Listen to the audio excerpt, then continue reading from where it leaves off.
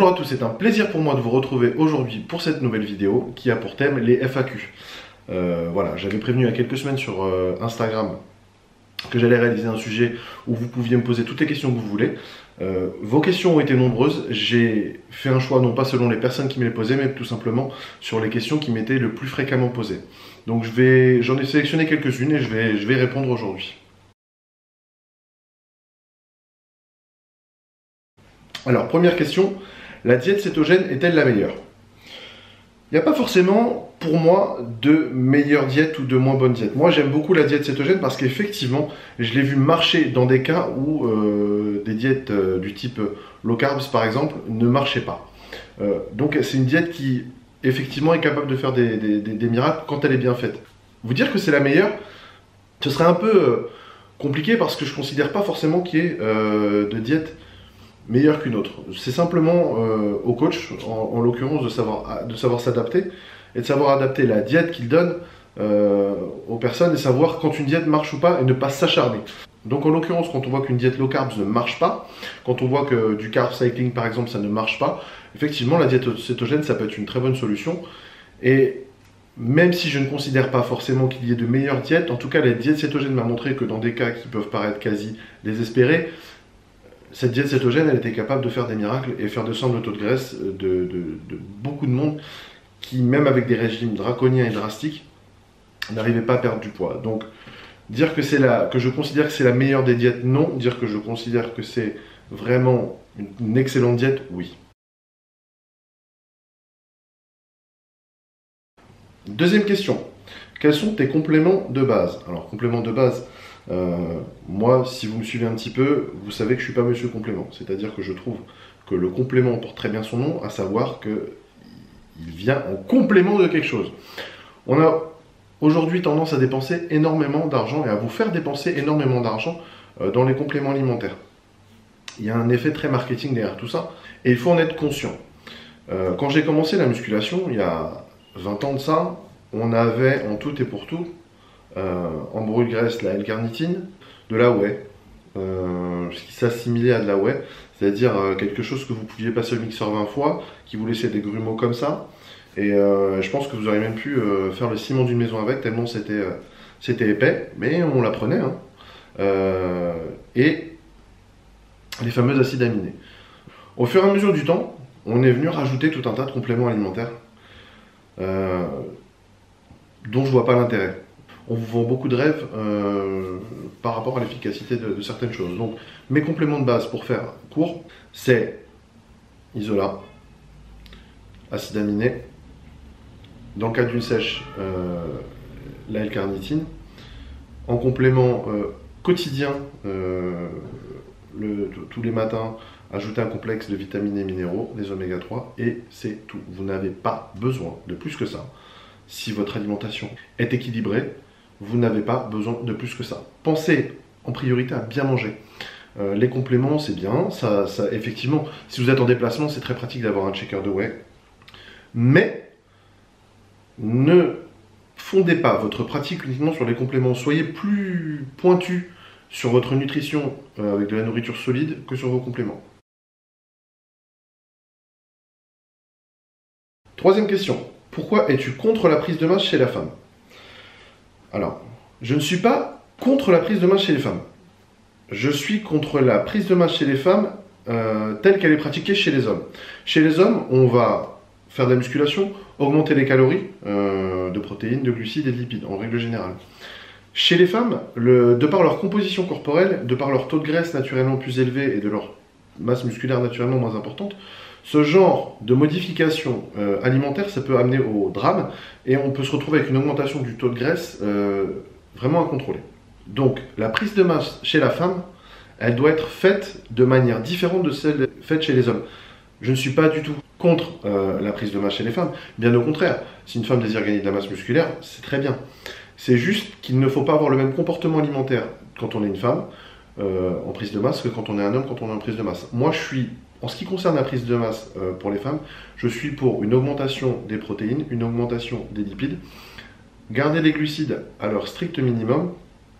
Je trouve que le stress que génère l'entraînement chez la femme va développer de toute façon la masse musculaire et que l'apport protéique à lui seul est suffisant pour générer le changement, et que ajouter trop de glucides au régime d'une femme, c'est une erreur. Je n'ai au jour d'aujourd'hui pas vu de femmes réellement réussir de prise de masse lorsqu'il y avait trop de glucides, et ça a toujours viré à la catastrophe. Et ça fait, je vous parle avec 12 ans de recul, pour moi, la prise de masse chez la femme doit se pratiquer différemment de chez l'homme. Donc pour vous, mesdames, augmentez vos protéines, gardez vos glucides au strict minimum. Je ne vous dis pas de ne pas en consommer, je vous dis de les garder au strict minimum. Donc là, c'est à vous de calculer votre métabolisme de base. Mais pour moi, même en prise de masse, vos glucides ne doivent pas dépasser 30 à 35% de votre total calorique journalier. C'est important si vous voulez faire vraiment une prise de masse sèche, propre et sans gain de graisse, qui est généralement le but.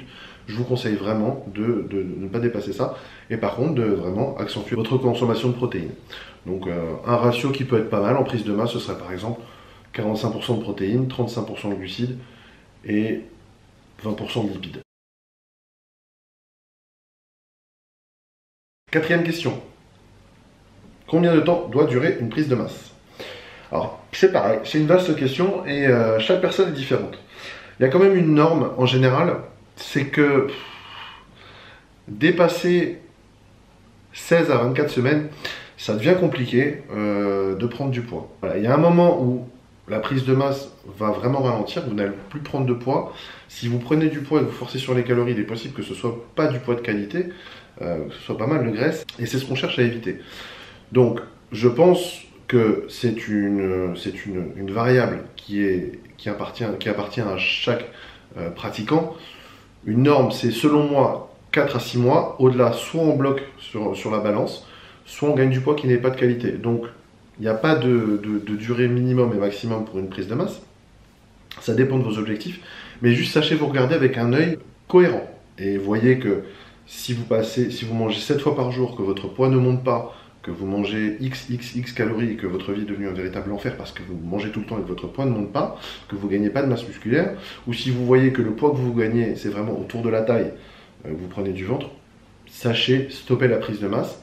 Incorporez une petite sèche. Vous savez, des fois, le fait de faire 4 semaines de sèche dans le processus d'une prise de masse, ça peut relancer vraiment la prise de masse. Et c'est ce que j'ai pas hésité à pratiquer pour moi. Et c'est ce que je fais toujours pratiquer à mes élèves quand on bloque sur la prise de masse. Donc bon, en ce qui me concerne, j'ai une définition assez spéciale de la prise de masse. Mes élèves le savent. En tout cas, pour ce qui est de répondre à cette question, combien de temps doit durer une prise de masse? Pas de temps maximum. L'expérience me fait dire qu'au-delà de 6 mois, c'est difficile de gagner de la masse. Mais en tout cas, pas de durée maximum tant que les gains que vous faites sont des gains qualitatifs de muscles.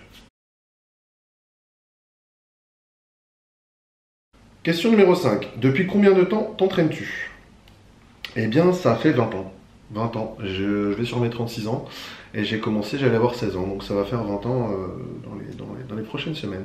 La muscu, c'est une véritable histoire d'amour que j'ai découvert au hasard de ma pratique de la boxe. Je me suis inscrit à la musculation, non, parce que j'étais boxeur à l'époque et je voulais gagner du poids pour monter de catégorie. Et puis très très vite je me suis aperçu que même si j'étais jeune, mon corps changeait de manière plaisante. Et quelques années plus tard, j'ai arrêté la boxe pour me consacrer entièrement à la muscu. Je devais avoir 23 ou 24 ans. Mais en tout cas j'ai commencé, j'avais à peine 16 ans. Question numéro 6. À quel poids as-tu commencé et quel poids maxi as-tu fait avec quel taux de graisse? Alors j'ai commencé la musculation à 72 ou 74 kilos de mémoire. Et le maxi que j'ai fait, c'était en 2007, 132 kilos, avec 12% de taux de graisse. Alors ça n'a pas été chose facile, parce que ça a représenté 9 repas par jour. Ça représentait beaucoup d'investissements financiers, mais je l'ai fait. C'est pas évident, hein, monter à ce poids-là, ça n'a pas été chose facile. 132 kg, j'avais 12% de graisse, c'est-à-dire que j'avais encore les abdos relativement visibles. Pour 1m75, j'étais assez content.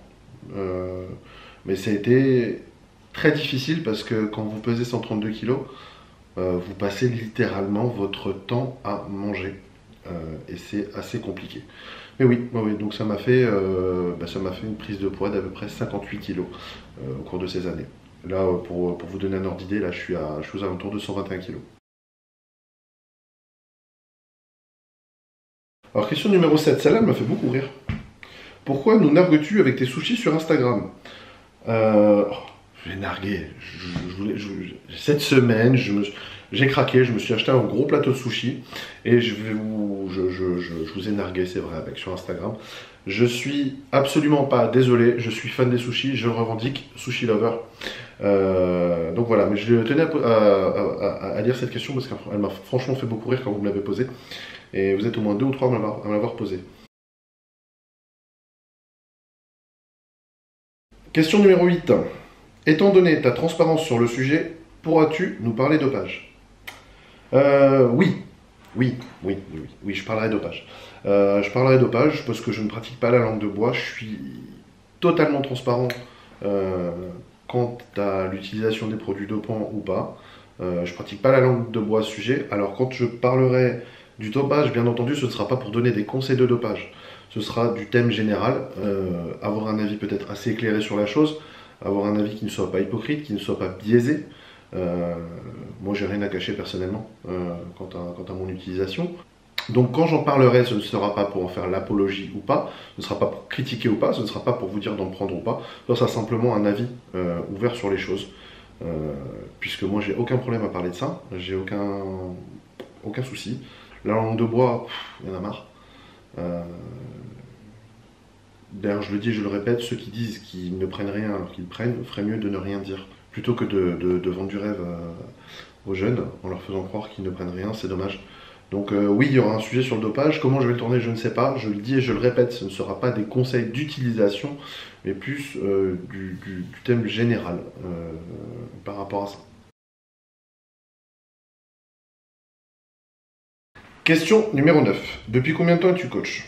Je suis coach depuis 2005. J'ai passé mon premier diplôme de coach dans une école de personal training de New York. J'ai passé mon diplôme de nutrition aussi adapté au sport dans une école de New York. Et en 2006, j'ai passé le brevet d'état Acumez en France, au CREPS d'Aix-en-Provence. Et c'est vraiment le métier que je ne regrette pas d'avoir choisi. Chaque jour, c'est un vrai kiff. Chaque seconde que je pratique ce métier, c'est juste génial. Donc voilà. Question numéro 10. Tu préfères coacher les hommes ou les femmes? Peu importe, du moment que la personne est motivée, ça me va. Moi, pour vous donner un ordre d'idée, à peu près quand même 70% de mes élèves sont des femmes. Non pas que j'ai des préférences pour des femmes, mais c'est vrai qu'il y a voilà, ça s'est établi comme ça. Au niveau détermination, par contre, il y a une qualité que je vais vous donner, mesdames, c'est que quand il s'agit d'entraînement, vous êtes déterminé et, faut dire ce qui est, plus vaillante à la douleur que pas mal de mecs. Donc, même si j'ai pas de préférence à coacher homme ou femme, il faut quand même que je vous rende ça, mesdames. Vous êtes, pour la plupart, de véritables guerrières. Voilà, c'est tout pour aujourd'hui. J'espère que cette vidéo vous a plu. J'espère que ce FAQ aura pu répondre à quelques-unes de vos questions. Il y en aura d'autres. N'hésitez pas à me poser toutes vos questions et au fur et à mesure, j'en prends note. Et les questions qui reviennent le plus souvent, je les aborderai lors des prochains FAQ, soyez-en sûrs. N'hésitez pas à me suivre sur les réseaux sociaux, notamment sur Instagram. Mon compte c'est BigKCoach. Suivez aussi mon actu et mes articles sur mon site www.bigkcoaching.com. Voilà, je vous remercie de votre fidélité. Je vous dis à très bientôt.